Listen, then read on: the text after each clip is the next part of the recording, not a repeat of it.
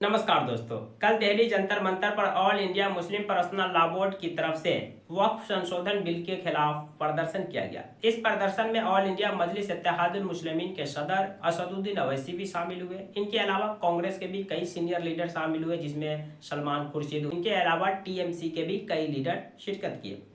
असदुद्दीन अवैसी ने कारण बताया कि हम लोग क्यों वक्फ संशोधन बिल का विरोध कर रहे हैं। सबसे पहले यहाँ समझने वाली बात यह है कि वक्फ संशोधन बिल का जो भी मुस्लिम संगठन है या असदुद्दीन अवैसी है या जो भी मुस्लिम नेता है, वो विरोध कई कारणों से कर रहे हैं। उनमें दो तीन कारण काफी महत्वपूर्ण है।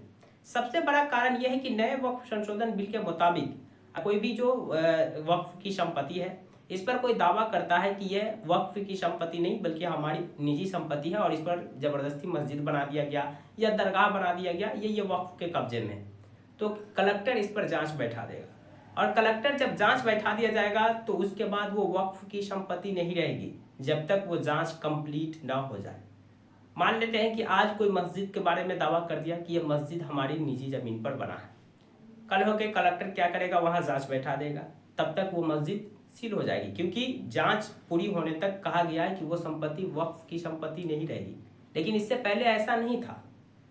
जब कोई भी संपत्ति पर वक्फ कह देता था कि ये संपत्ति हमारी है, तो जांच पूरी होने तक वो वक्फ की संपत्ति रहेगी।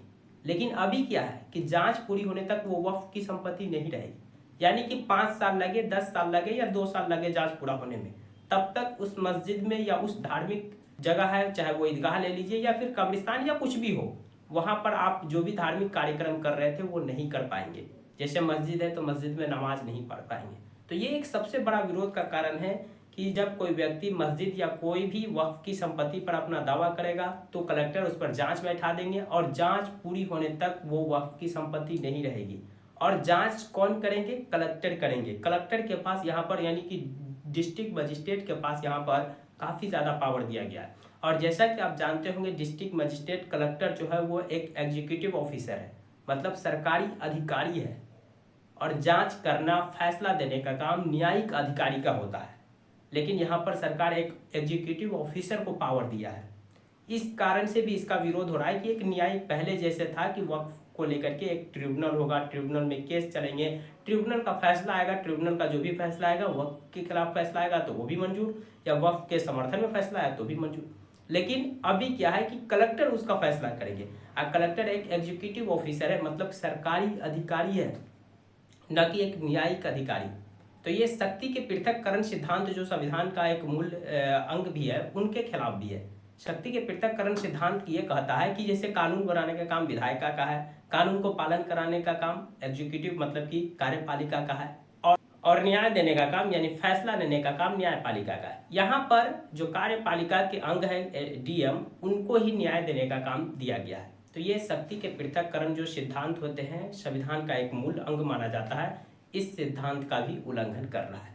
दूसरा जो विरोध का इसका मुख्य कारण यह है कि इससे कि वक्फ संशोधन बिल में अब जो प्रावधान कर दिया गया है कि इसमें 2 महिला मेंबर कम से कम रहेंगे। इनके अलावा 2 गैर मुस्लिम सदस्यों को नियुक्त किया जाएगा।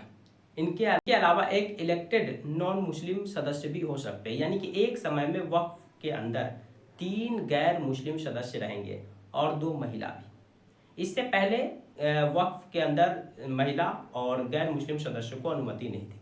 तो यहाँ पर जो गैर मुस्लिम सदस्यों को लेकर सबसे ज़्यादा आपत्ति जताई जा रही है कि ये जो वक्फ है ये मतलब कि इस्लाम का या मुसलमानों का एक अपना धार्मिक मामला है, उनके ये धार्मिक जगह है, और इसमें गैर मुस्लिम का क्या काम। इसके पीछे कई एग्जाम्पल दिए जाते हैं, जैसे कि नॉन मुस्लिम यानी हिंदू का जो मंदिर को लेकर के ट्रस्ट होता है, इस ट्रस्ट में कोई भी मुस्लिम सदस्य नहीं होंगे।